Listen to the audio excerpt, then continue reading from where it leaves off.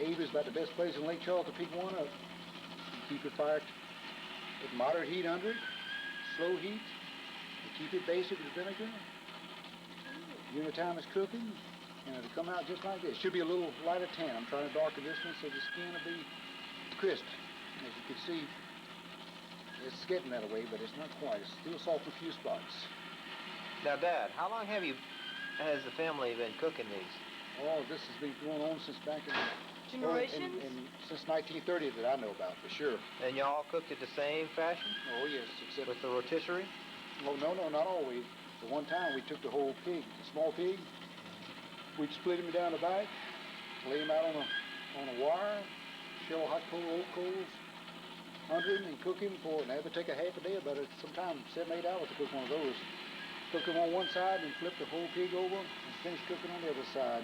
And you took and cut it up just like I do with this small shoulder, but in that case you have the whole pig. Yeah, this is strictly... And basically this is the way North Carolina people in your area barbecue. Exactly, that is true. If you go out there and ask for Carolina barbecue, North Carolina barbecue in the Edgecombe County area, Pitt County, Wilson County, this is what you're going to come out with. Exactly like this. Yeah, that's interesting. It'll be all chopped up and you'll be served with a cornbread and a coleslaw, which is nicely made with cabbage. All right, that skin off. Thank goodness it baked pretty good. Hardened like we discussed a while ago.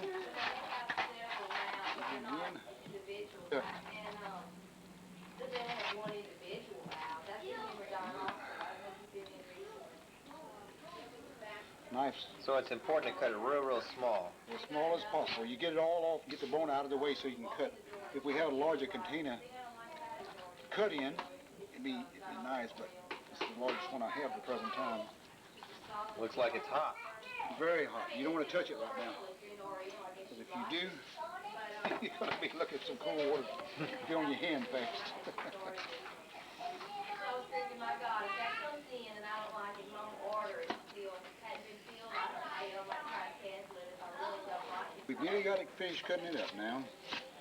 And what's really being good about being a cutter-upper is that you can sample. Justin Wilton ain't got a darn thing on that. No, this is good though. So you've broken all the skin up and everything, and right. Have cut it up real fine pieces. Right, and I'm gonna season it in just a few moments with some salt, red pepper, black pepper, and red vinegar to taste. That's the other big advantage, is like I say, of being a cutter. You got a chance to taste all the way through the process, before the seasoning, and during the seasoning, and naturally the finished product. Well, what about when it comes down to eating it for lunch? By that time, the cutter up is nearly full. With the salt. So I'm gonna go to the pepper now. Black pepper first. Then come with a little red pepper. Now, I'm sure you have to watch the amount of pepper you put do, on there. especially if you have children eating, because some of them don't like it too spicy. Now we're going to add a little vinegar to start with.